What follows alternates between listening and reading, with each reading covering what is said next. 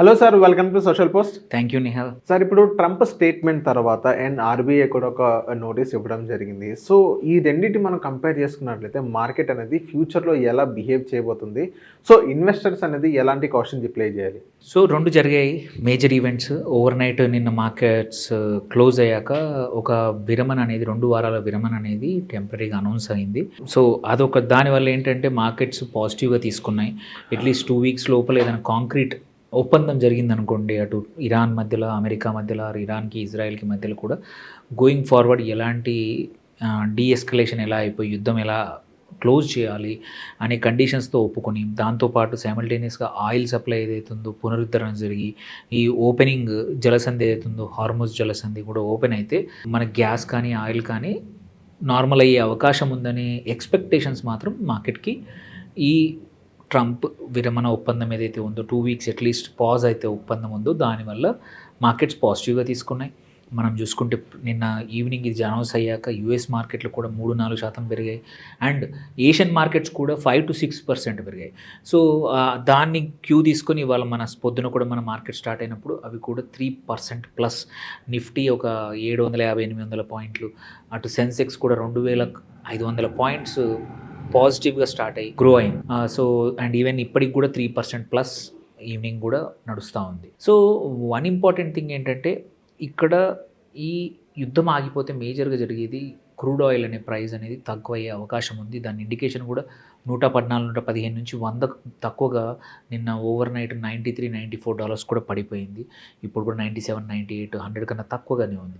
So ఇది నిజంగానే ఈ ప్రకటన నుంచి యాక్చువల్స్కి మారితే మాత్రం మళ్ళీ క్రూడ్ ఆయిల్ 80-85కు రావచ్చు. 80-85కి వస్తే కొంచెం బ్రీదబుల్ స్పేస్ వస్తుంది అండ్ ఆయిల్ సప్లై కూడా రెగ్యులర్గా అయిపోయింది అంటే మాత్రం మనకి ఏదైతే ఇన్ఫ్లేషన్ వరీస్ ఉన్నాయో కొంచెం తొందరగానే ఇన్ఫ్లేషన్ వరీస్ తగ్గే అవకాశాలు ఉన్నాయి. సో అందుకోసమే మార్కెట్స్ ఇవన్నిటిని కన్సిడర్ చేసుకొని పాజిటివ్గా హోప్ చూపించి మళ్ళీ 24,000 దగ్గర ఇప్పుడు మార్కెట్ ఉంది. 23,900 పైన మార్కెట్ ఉంది.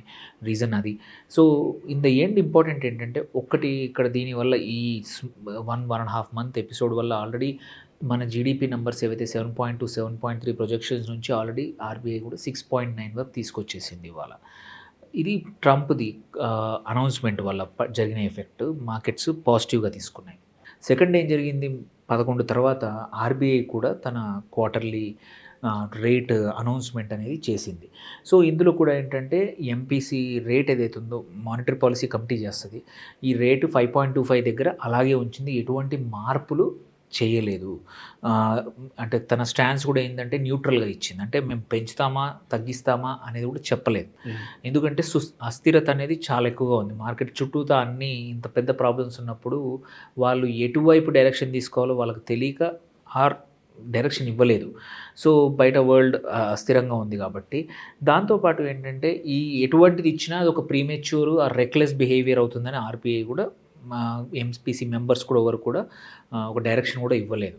సో మనం ఏంటంటే ఇంట్రెస్ట్ రేట్స్ తగ్గుతాయేమో అనుకునే ఆశ ఏంటంటే ఇటు ఇన్ఫ్లేషన్ కూడా కొంచెం ఆల్రెడీ ఈ యుద్ధం వల్ల 1.5 మంత్ నుంచి పెరిగింది. సో అందువల్ల కూడా హాల్ట్ చేశారనమాట. సో ఇక్కడ ఏంటంటే వెయిటింగ్ అనేది చెయ్యాలి అని ఈ మీటింగ్లో అనౌన్స్ చేశారు కొన్ని రోజుల వరకు. అండ్ కోర్ ఇన్ఫ్లేషన్ మాత్రం బెటర్గానే ఉంది. మరీ ఎక్కువ అన్కంట్రోల్డ్ లేదు మన దగ్గర ఇండియాలో. పెట్రోల్ డీజిల్ ప్రైజెస్ కూడా ప్రభుత్వం ఇంకా పెంచలేదు. బట్ కొన్ని ఇండస్ట్రీస్కి ఇబ్బంది ఉంది కాబట్టి కొంచెం ఇన్ఫ్లేషన్ పెరిగింది, but it's still under control. And food inflation మాత్రం కొంచెం పెరిగింది. ఎందుకంటే క్వైట్ ఫ్యూ ప్లేసెస్లో పర్సీవ్డ్ ఇన్ఫ్లేషన్ అనే కానివ్వండి. అంతే తప్ప జనరల్ కోర్ ఇన్ఫ్లేషన్ మాత్రం స్టిల్ మేనేజబుల్ కండిషన్లోనే ఉంది. అండ్ ఆర్బీఐ కూడా ఏంటంటే గ్రోత్ ప్రొజెక్షన్ నేను చెప్పినట్టు బిలో 6.9% ఇచ్చింది FY27కి. సో అంటే కరెక్షన్ ఇచ్చింది. దీని ఎఫెక్ట్ అనేది నాట్ జస్ట్ ఒక ఇమ్మీడియట్గానే కాదు, కొన్ని రోజుల వరకు ఉంటుందని. దాంతోపాటు ఏంటంటే ఒకటి ఆర్బీఐ చెప్పింది ఏంటంటే కార్పొరేట్ బ్యాలెన్స్ షీట్స్ హెల్తీగా ఉన్నాయి, బ్యాంక్ క్రెడిట్ కూడా పెరుగుతూ ఉంది. ఈ 2 అనే ఇండికేషన్ కూడా ఆర్బీఐ ఇవాళ అనౌన్స్ చేసింది. That's a good indicator. ఎందుకంటే మనం 18 మంత్స్ నుంచి రిజల్ట్స్ మన రిటర్న్స్ చూడలేదు ఇన్వెస్ట్మెంట్స్ నుంచి, ఎస్పెషల్లీ మ్యూచువల్ ఫండ్స్లో కానీ మేనేజ్డ్ ఇన్వెస్ట్మెంట్లో. రీజన్ అప్పుడు ఏముండిందంటే అర్నింగ్స్ గ్రోత్ రేట్ సరి లేదు అని. బట్ ఇప్పుడు ఆర్బీఐ చెప్పిన దాని ప్రకారం బ్యాలెన్స్ షీట్స్ పెరిగాయి, అర్నింగ్స్ పెరిగాయని తన డేటాని చూపిస్తూ ఉంది. So it's a good sign. మార్కెట్స్కి యుద్ధం ఆగిపోతే మాత్రం బేస్డ్ ఆన్ అర్నింగ్స్ ఏవైతే పడిపోయాయో మళ్ళీ రికవరీ అవ్వడమే కాకుండా ముందుకు వెళ్ళే అవకాశాలు ఉన్నాయని ఇండికేషన్ ఇచ్చింది. అట్లాగే ఇంకోటి ఏంటంటే రూపీ మీద ఒత్తిడి గురించి కూడా ఆర్బీఐ మాట్లాడింది. రూపీ రేట్లు మార్చలేదు, బట్ రూపీ మాత్రం ప్రెషర్లో ఉంది. మనం చూస్తున్నాం 95 దగ్గరకు కూడా వెళ్ళిపోయింది యూఎస్ డాలర్కి అగేనెస్ట్గా. సో రేట్ కట్ చేయకపోవడం ఒక రకంగా రూపీకి మంచి సపోర్ట్, కొంచెం సపోర్ట్ దొరికినట్టే. సైమల్టేనియస్లీ గ్లోబల్గా డాలర్కి అయితే స్ట్రెంగ్త్ ఉంది, బట్ ఒక్కసారి మళ్ళీ పెట్రోలియం ప్రైజెస్ తగ్గిపోతే ఆర్ బ్యారెల్ ప్రైస్ తగ్గిపోతే మాత్రం డాలర్ వాల్యూ కూడా కొంచెం స్ట్రెంగ్త్ తగ్గచ్చు అనేది ఒక ఎక్స్పెక్టేషన్. So important. కాకపోతే ఏంటంటే దీని ఇంపాక్ట్ ఏమవబోతుంది అంటే మాత్రం మన ఫారిన్ చదువులు కానీ, ఫారిన్ ఎక్స్పోర్ట్స్ కానీ, అవన్నీ కూడా కొంచెం ప్రోడక్ట్స్ని ఇంపోర్ట్ చేసుకోవడం కూడా ఇవన్నీ కొంచెం కాస్ట్లీ అవుతాయి.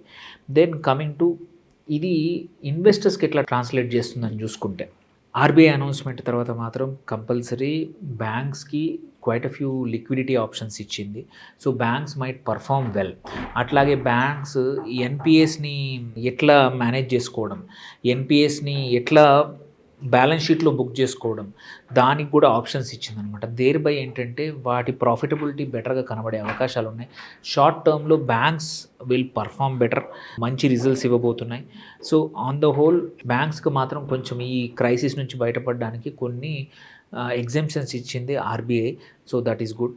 దెన్ ట్రంప్ అనౌన్స్మెంట్ వల్ల మార్కెట్స్ మాత్రం ఏంటంటే మీరు చూస్తే quite a few companies which are affected by యుద్ధం. ఈ యుద్ధం కానీ నిజంగానే ఇరాన్ నుంచి మళ్ళీ ఏదైనా సీరియస్గా బాంబు దాడులు కానీ, ఏదైనా కీ ఇన్స్టాలేషన్ మీద జరిగితే మాత్రం అప్పుడే ఈ సీజ్ ఫైర్ కానీ ఆగిపోవచ్చు, మళ్ళీ యుద్ధం పెరగచ్చు. మళ్ళీ యుద్ధం అయితే మాత్రం ఇప్పుడు ఏవైతే బౌన్స్ బ్యాక్ అయిన స్టాక్స్ ఉన్నాయో they might do badly. So అందుకే ఇన్వెస్టర్స్ కూడా ఈ బౌన్స్ బ్యాక్ని ఎంత నిజం అనేది మాత్రం కొంచెం కేర్ఫుల్గా ఉంటే మంచిది నా ఉద్దేశంలో.